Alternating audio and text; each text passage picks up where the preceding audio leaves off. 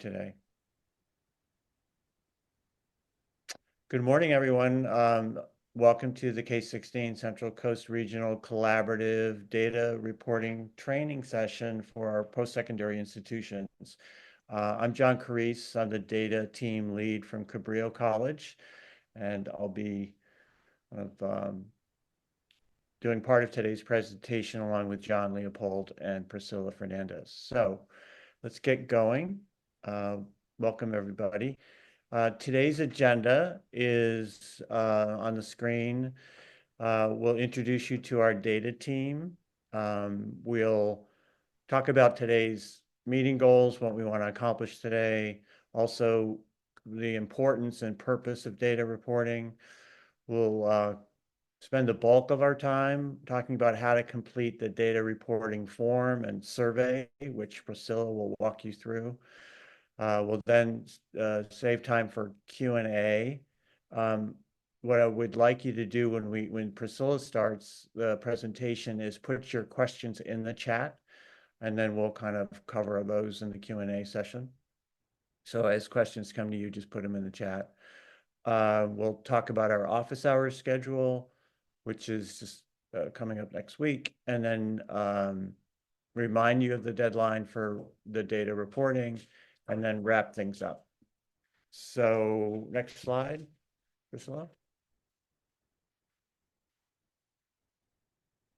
Yeah, so our meeting goals today are pretty straightforward. We want you to meet our data team so you know who you can get support from. We will, as I said, walk you through the data reporting survey form that you'll be using to report your data so that we can get our report to the state in time. We'll just talk about the office hour sessions and what we hope to be able to do for you in those sessions, and then answer any questions that you have about the data reporting process in general. Okay, next slide. I think I just want to introduce myself a little bit more fully. I'm actually the regional director for the Bay Region Center of Excellence for Labor Market Research, which is hosted at Cabrillo College. And as part of those responsibilities, I'm leading the data team as part of this K-16 collaborative. And so happy to be here and supporting you in that capacity, working very closely with John Leopold and Isaac and Ashley, who you all know well. So Leila, could you introduce yourself? Sure. My name is Leila Jamusia, and I'm an institutional research analyst and a statistician at Cabrillo College. I'm here working with other team members, supporting the data request and help for the K-16. Glad to meet you all. Great. And Priscilla? And hi, I'm Priscilla Fernandez. I'm a research consultant supporting the collaborative as well as Cabrillo College. And I'll be walking you through the data reporting template. So yeah, nice to meet you all. Great, thanks. And John, I think the next slide is yours. Well, first, I want to welcome everyone here. I really appreciate you taking time out of your busy schedule in order to just learn about this first data sharing that we want to do with the collaborative. The data becomes a very important part of the story of the Central Coast K-16 Regional Collaborative. It helps us evaluate the effectiveness of all of our work and helps us think about the investments that we made in the interventions that we've supported to show whether they've been successful, whether we've moved the needle in terms of reaching our target population, and whether those interventions have really yielded the results that we'd hope. We do this because we want to help improve the work that you're doing and the work that others are doing, because what happens at your institution may inform how other institutions should be doing the work, and there may be something to learn from your peer institutions as well. Lastly, we have a requirement to report this information to the state of California, who is our funder.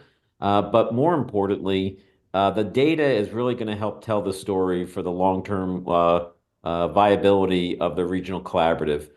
Just earlier this week, we met with the Gates Foundation. They were very interested in the data of the programs that we have funded, and they, along with other private funders, will be looking to see about the work that we've done and invested in, and what kind of impact that has had on the community. So I really appreciate you taking the time today. The work that you'll have to do to complete these forms. I think that they're pretty straightforward. And the team here is ready to support you to make it as easy as possible. Thanks for being here today. Thank you, John. Next slide. Okay, Priscilla's going to walk you through the data reporting template.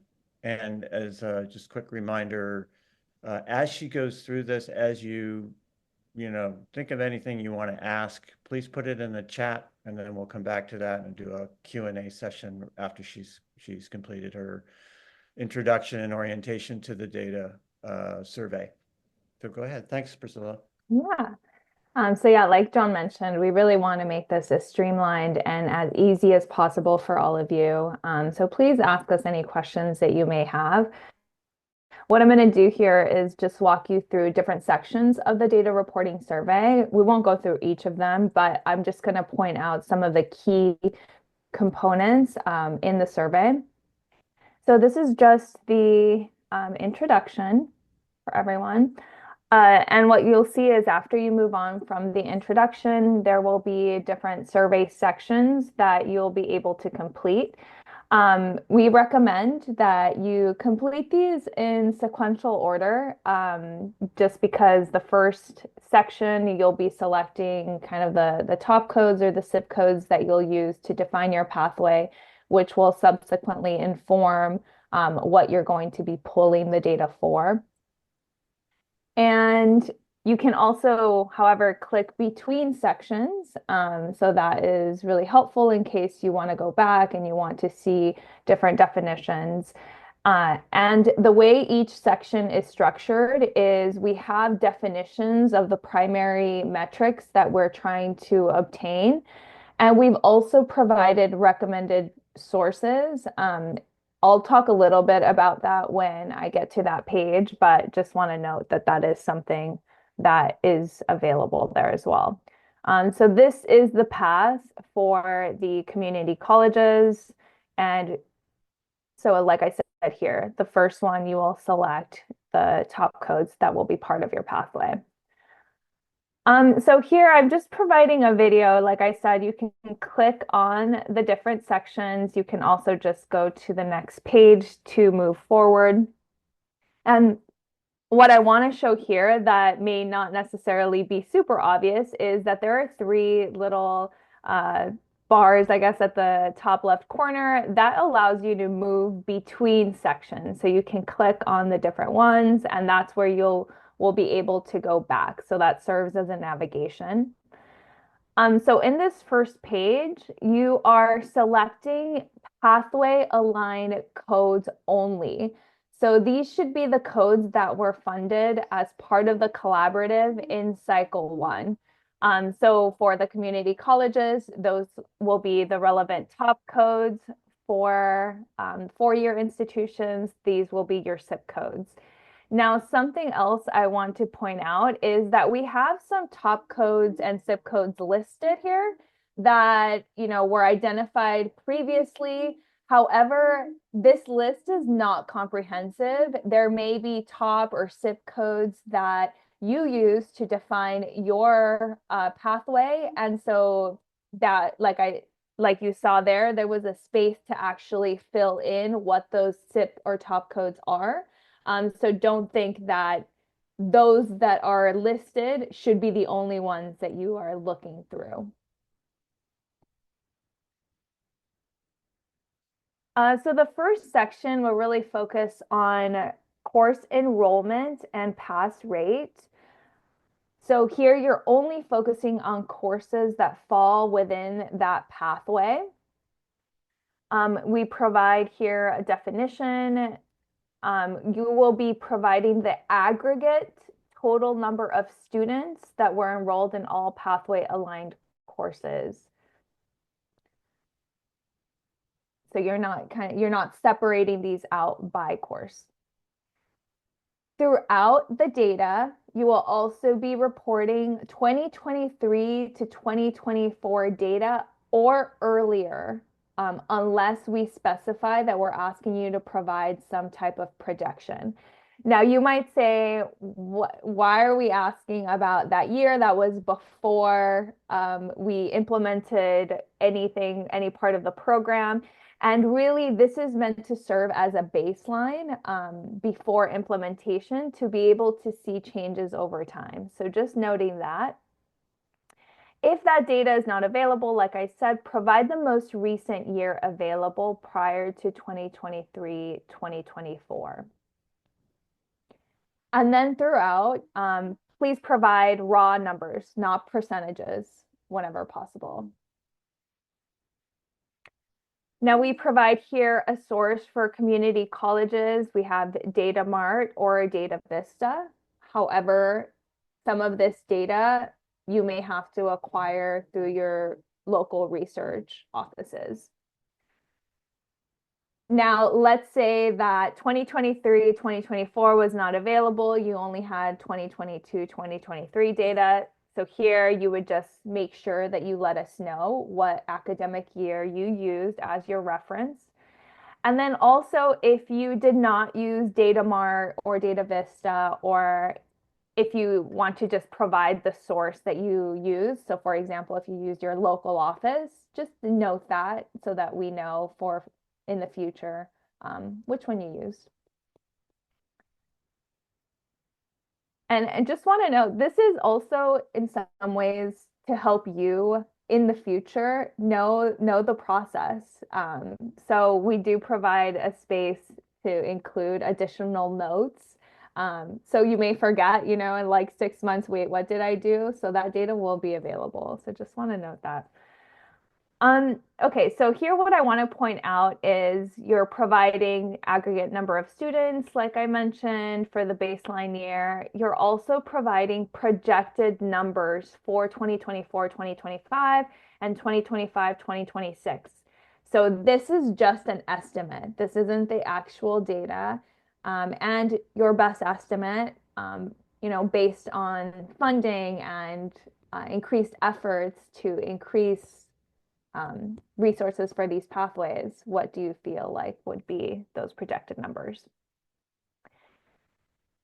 And we also break out the data by important race demographics. So race, ethnicity, for example.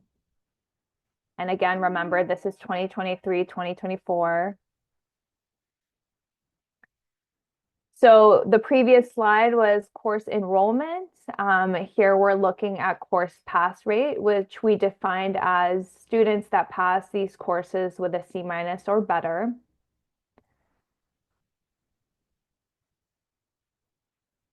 And in that same page at the very end, this is the space where you'll be able to provide additional information about the data, about outcomes reported, anything else that you want to include that you feel like would be important to know about the data that you provided here.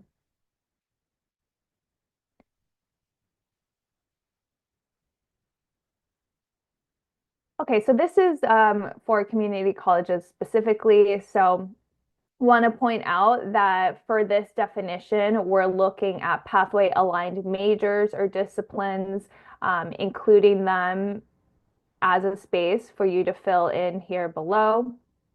So again, these should be those that were considered part of the pathway that was funded by the collaborative, specifically in cycle 1. And we're looking at earned 9+ CTE units, completed math or English, transfer level courses. And again, you'll see a similar flow throughout all of these metrics that we're asking you to summarize. For post-secondary institutions, we're asking pathway enrolled and units earned. So here we're looking at the pathway aligned majors or disciplines, again, focusing just on cycle 1 and those that were funded by the collaborative. And then average units towards earned by students in pathway aligned majors or disciplines. Here we provide these data sources, again, for the post-secondary or for CSUs and UCs. Local research offices may be where this data is more readily available.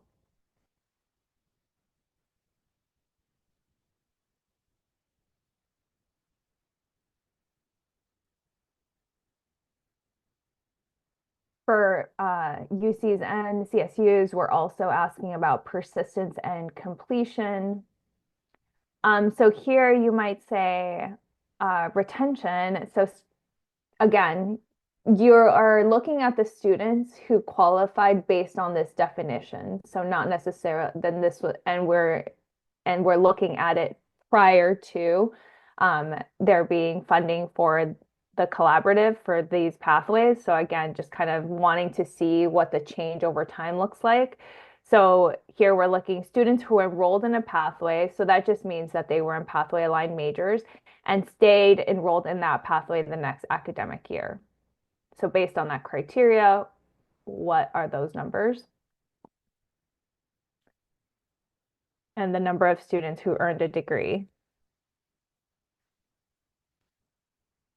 Another thing I want to point out here, I didn't include a pic, but socioeconomic status, there may be different definitions. So we do provide one in the survey.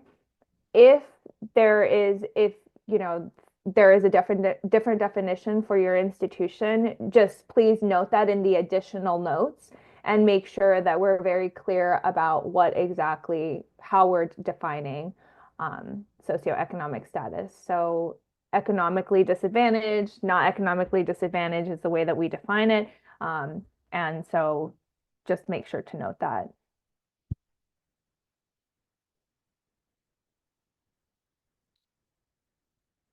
So another section of the survey is looking at work-based learning. So we do provide a definition and a variety of different examples of what that entails. And here we're just focusing on pathway opportunities. So there may be a lot of work-based learning that your institution is conducting. Again, focusing just on the pathway. Now, it may be that as part of your description of your project, there wasn't really a work-based learning component. If that was the case, then you can just select the last option here, none of the above. This section does not apply, and you can just leave it blank. Now, the things that we are asking of the individuals or institutions who do have work-based learning as part of their projects, we're asking them the number of opportunities that they're offering students in this pathway, describing the opportunities, the number of students that participated, and then also separating those out by demographics.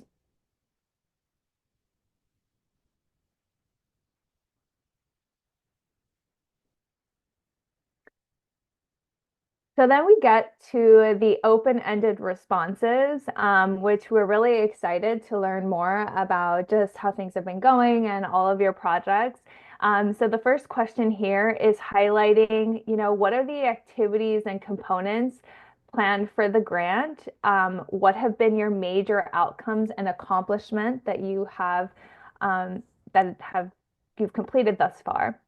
Now, one thing to note here is that there is no word limit for your responses. So you might see like a little box, but please note that you can provide as much detail as you can. If you click on the very right-hand corner of the box, you can extend it further. So don't feel limited by the size of the box.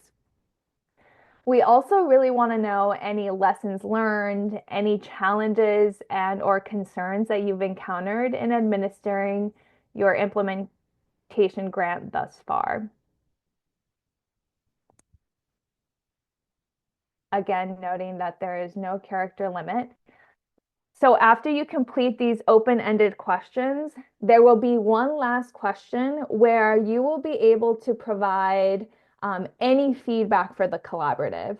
So here, this is a space for you if there's something that wasn't necessarily captured in the questions that we ask, that you can include your thoughts, that you can let us know specifically how things are going or any feedback for us.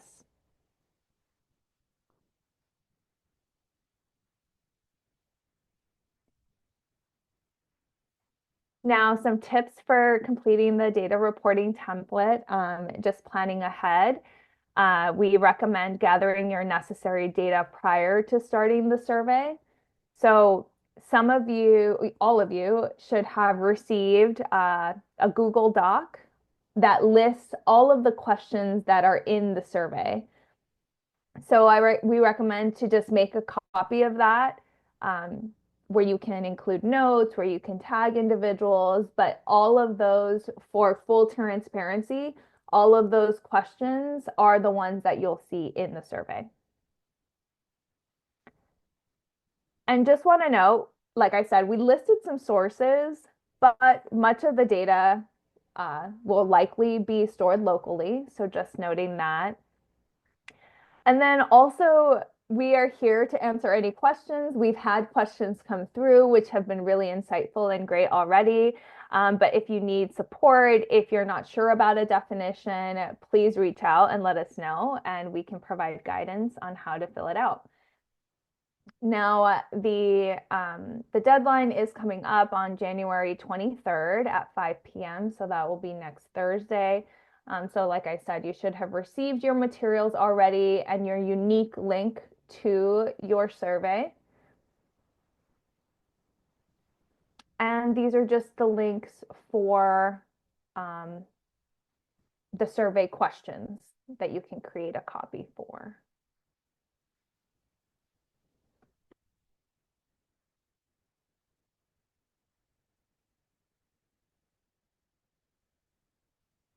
And I'll pass it back to you, John. You're on mute. Sorry, I was muted. Keep adding questions to the chat that you have. We'll get to those very quickly. So we just want to let you know that on Tuesday next week, the 21st at 3 o'clock for an hour, our team will be available to answer any questions you have about completing this data reporting survey. You'll be able to come to, we'll be there. It's literally like an office hour with a professor or faculty member available to you. You just drop in any part of that hour. You can be there for the whole hour if you wanted to, but we'll be available, and there's a link on that slide, but you'll also receive it in a follow-up email. That's the Zoom link to join the virtual office hour. So again, please come by for any support that you need, any part of that hour on Tuesday, the 21st from 3 to 4. Okay, next slide. Okay, I think we're at our Q&A. I'll kind of moderate this and then ask folks on our team to help answer questions as we go through. So I'll take the first question from Vincent. Vincent, you're at Monterey Peninsula College? Yes, I am. Okay, so you asked, are you supposed to use, in answering the total number of students' questions throughout the survey, unduplicated head count? And the answer to that is yes. Lily answered that, but yeah, unduplicated head count. You'll be also having to do that, as she noted. On the screens, we're asking for those unduplicated numbers by different demographic groups as well. Yeah. Okay, and I guess that question came to my mind because as I was going through this C- or better distribution, that number is going to be much larger than the unduplicated head count because many of those students are taking multiple courses.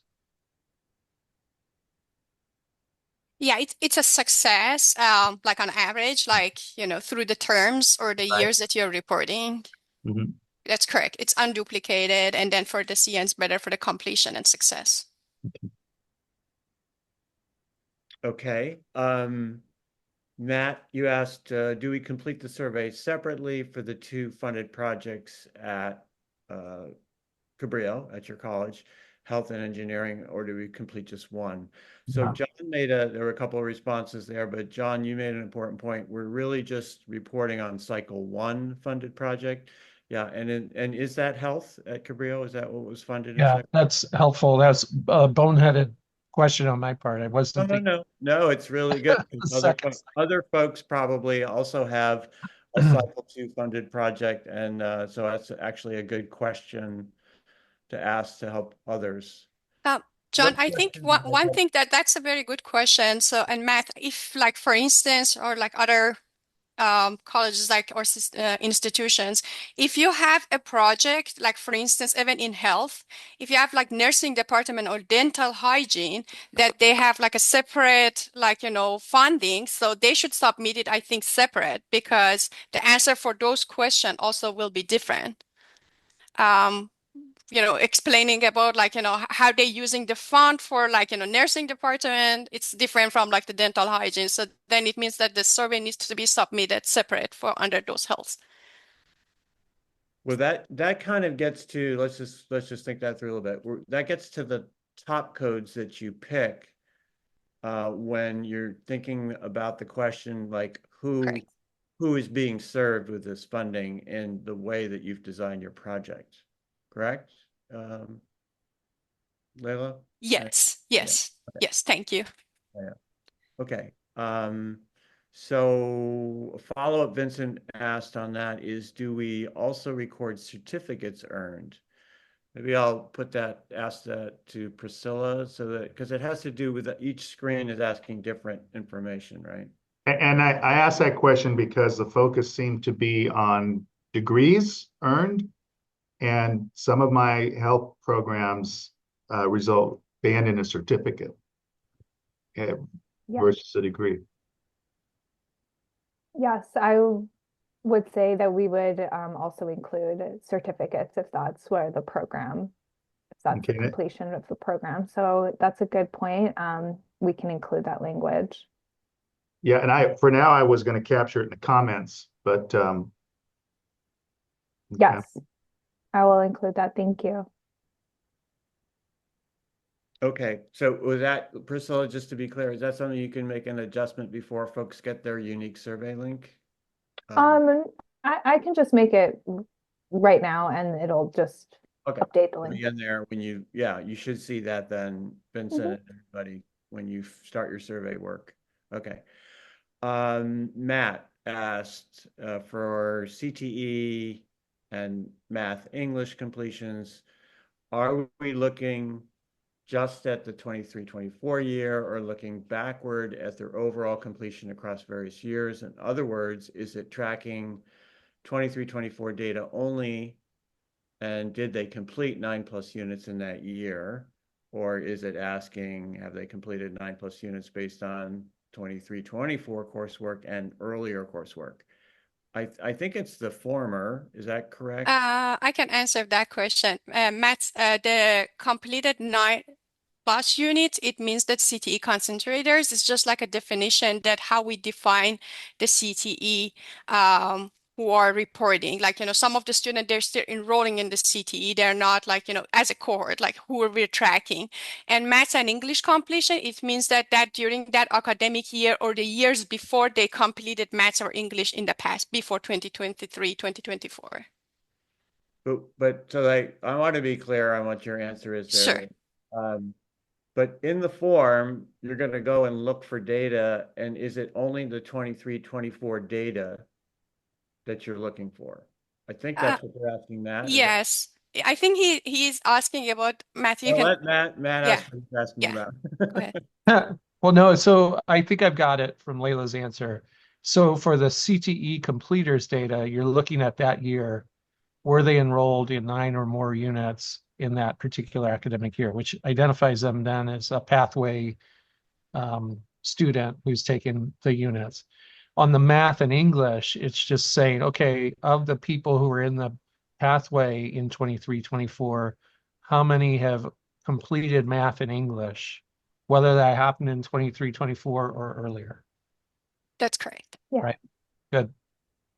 Okay, good questions. Thank And you. and considering for lots of like CTE, maths, it's not like math and English, not like my English, yes, but maths, it's not maybe required. Like for instance, like for the CIS, they can take it after they taking like requirement courses for the CTE.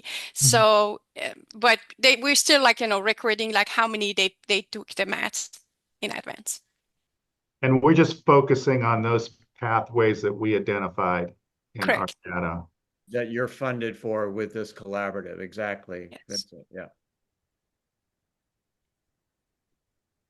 yeah. In cycle 1, to just emphasize that point again. Yeah.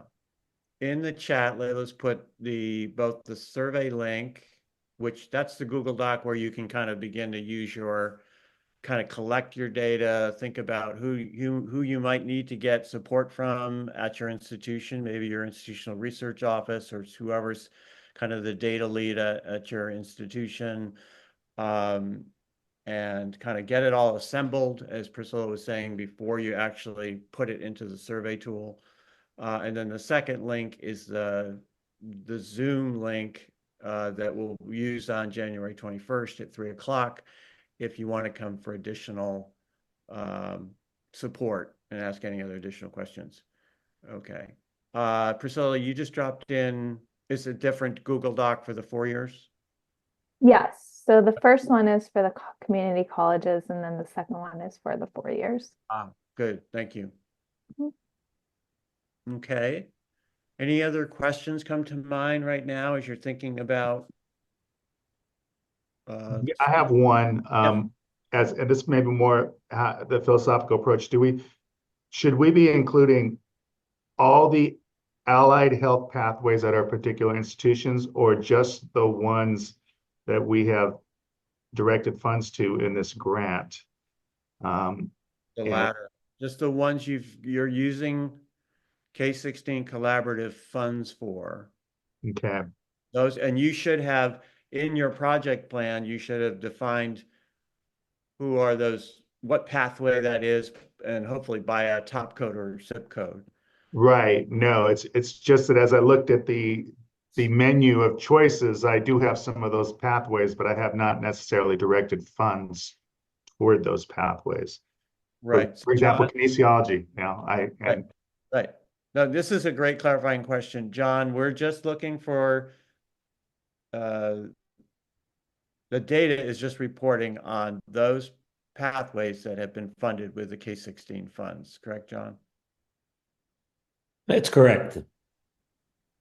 That's what we're looking for, what we funded. And that is going to be an individual institutional thing, or is that a northern section? I mean, who defines what we funded? I mean, I can look at what I funded and say, I have this pathway, this way pathway, this pathway, which might be a subset of the overall that the northern region is focused on. Well, if you remember in cycle 1, there was sort of a general overall plan for the North, and then it funded pieces. And so whatever your piece, that's the pathway we want to talk about. In the second round, when we do cycle 2, you're part of a pathway, and it's a lot clearer in cycle 2 than it was in cycle 1. Okay. And the other thing I just wanted to bring up, and sorry, shut me up if you shut me down. No. This is really great. No problem, Vincent. I know I'm a I'll problem, do it. Jackie. Thank you. Let's have coffee and talk about that. So now I forgot my question. Well, our advanced techniques have worked.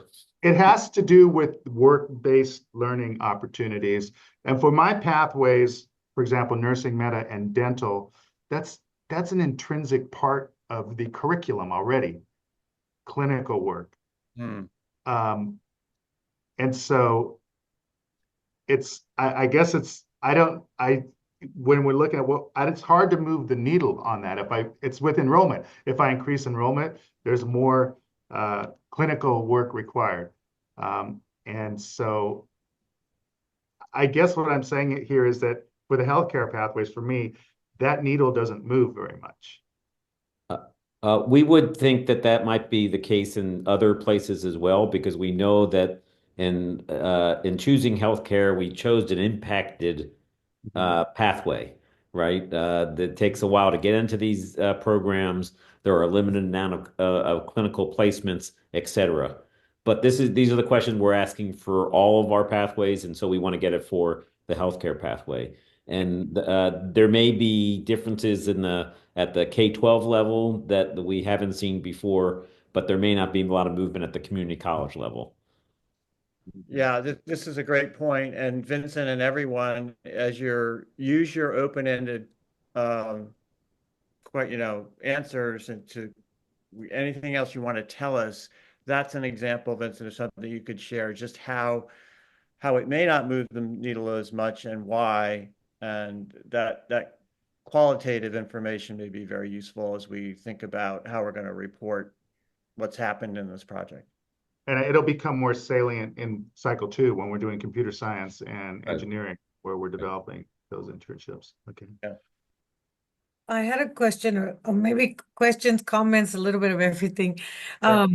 So thank you for doing this. I think a big win of this collaborative is the infrastructure in terms of the data piece, exactly what you're doing.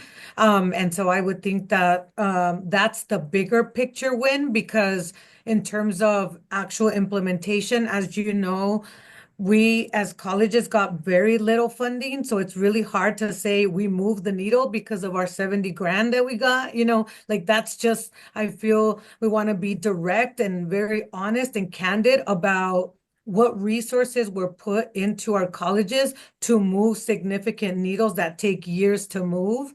But I think the big, huge win is what you're doing and collecting the data, as well as the work in communication with our K-12 feeders as well as with our university partners. So I think those partnerships and what happens with those, but I think what I'm getting is you want data, you want a baseline data, and over time we will be able to see any big shifts. They will have come as a result of many other resources, not just the money from this. They'll come from leveraging other federal dollars, from bringing in private philanthropy, from all kinds of different things. And so I guess I have a question about what I, what are we looking for in terms of presenting this as the wins for the collaborative? Because I think I want to tell my team, like, don't just focus on, like, don't get crushed because you're not going to see that much of a difference in your numbers right now. We just started, and the collaboration's full effect, we'll probably see it in a couple of years. But maybe we can talk about those wins of working now with Greenfield and South County more, because a lot of the K-12's got more dollars, which is great. I think it's fine. Like, I'm not saying anything bad about that. I think that's so our collaboration and communication with those dollars, I think, is what the power of this, or some of the power of this. Yeah. Does that make sense? No, it John, makes you wanna- perfect sense.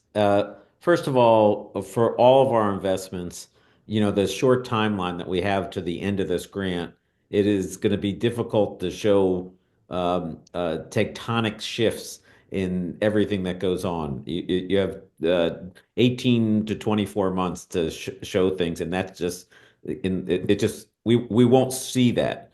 What we are, but you're absolutely right that the value of the collaborative is not only the resources that we're putting into supporting these programs, but it's also the partnerships, the new partnerships, and the awareness of creating these partnerships that span K-12, community college, and four-year university, and tying them with employers as a model. The other thing that I would say is we may not see great changes overall, but we're trying to target a certain population, and if we can look at the demographic, we might see bigger changes in the demographics than we do see in the persistence, completion, graduation numbers, just because the timeline is too short to get all those pieces, persistence, completion, and graduation. But the demographic data may tell us something that will be very useful as to whether the strategies starting in K-12 has resulted in more socioeconomically disadvantaged students participating in the programs at the community college or at the four-year level. So this is the first time we're going to be getting data from all of our funded partners, and we're going to work to craft that story to share with the state about the partnerships that were made, the advances that we're making in strengthening our pathways, and down the line, we'll be able to take a look at the demographic information in a new way. So, uh, we're good at telling the story. We just need the data to be able to craft what that actually looks like. Story. Okay, thank you. And then also, I think the tool that you developed, the data tool that you developed for us to use, I think that's also huge. And if we actually use it, it'll be to our advantage. And so maybe measuring the usage of that tool would be just these kinds of different wins, right? Aside from the pure numbers of the students, Right. more of that high level organizational piece. Yeah. Jackie, your comments are great, and I encourage you and everyone on the call to use those open-ended text boxes in the survey tool, especially that last one. Anything else you want to tell us about your project, or what the big wins are, as you were saying, for this project, please share that. And that's all good narrative that we'll look at and review, and it'll help us tell the story to the state about what we're doing in this K-16 collaborative in this region. We also expect that in the coming months, you're going to see us roll out some pilot projects to get student level data with in some of the pathways as another way to be able to tell the story about what's happening in the pathways. So we'll have this is just the first part of it, but our data work group is working on a number of different ways to collect data and tell the stories that is happening at schools, school districts, colleges, and universities throughout the six-county region. Great. Any other questions before we do our wrap up? We already asked the 1 to 10 question. No, I'm about to do that, John. It's a very exciting part of the session. Um, we, we did this on our K-12 sessions, and I think it's useful because we want to gauge kind of how you're feeling about this process of reporting your data. So in the chat, could you rate how you're feeling about being able to complete your data survey that we just walked you through by Thursday, January 23rd? So a 10, put in the chat, 10 would be you're very confident, no problem, I got this. And a 1 would be I am feeling lost, I'm confused, I don't know what I'm supposed to do, or any number in between that. Oh, Matt. Sheesh. These are honest. We want you to be honest opinions. That's good. Okay, good. Let's see. Vincent is all right. 5. All right. Office hours. Really encourage folks to come to office hours, and and also on the slides you have emails for me, Priscilla. Can we show that again? Okay. Yeah, these are on our wrap-up slides. It'll be the last slide. Yeah. Those emails, we really encourage you to use them to ask questions. You also have the emails, of course, of John and Isaac and Ashley. So emails to any one of us or all of us to ask any questions as you go through this process between now and when you can you report before the 23rd, but by the 23rd, ask questions as you go. So can you go back to the previous slide?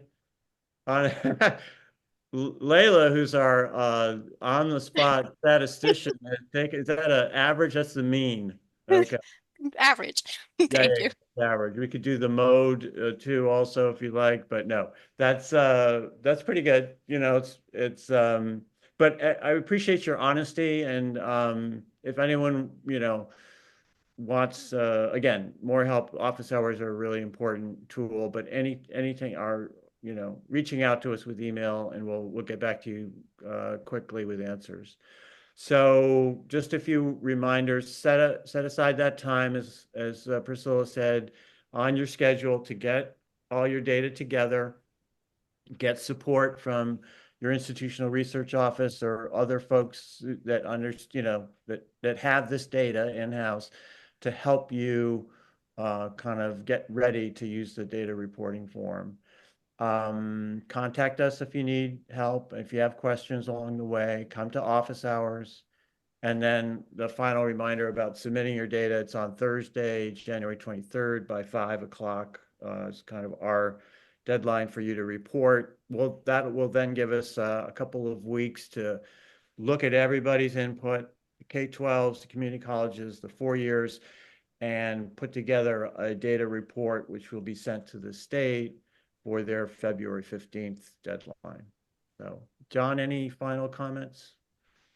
No, I just want to express my appreciation to the data team for putting together this presentation, and just to reiterate that we're here to support you in filling out these forms. This is the first time we're going through it, and so we want to provide help, and reaching out to any of us, as well as Isaac or Ashley, we'll work to get you the support necessary to fill these out. But I think that our post-secondary partners are better positioned than our K-12 partners for this, but it doesn't mean that we're not going to be there 100% for you. We want good information, and I'm sure working together we can get it, and we'll have a great story to tell. Great. Okay.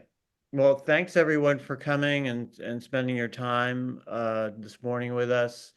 Yeah, good luck with everything. We're here. We got your back, and we're here to support you. So just let us know how we can help. Thanks, you guys. Yeah. Thank you. Thank you. Bye, everybody. Have a good weekend. Okay. Thank you.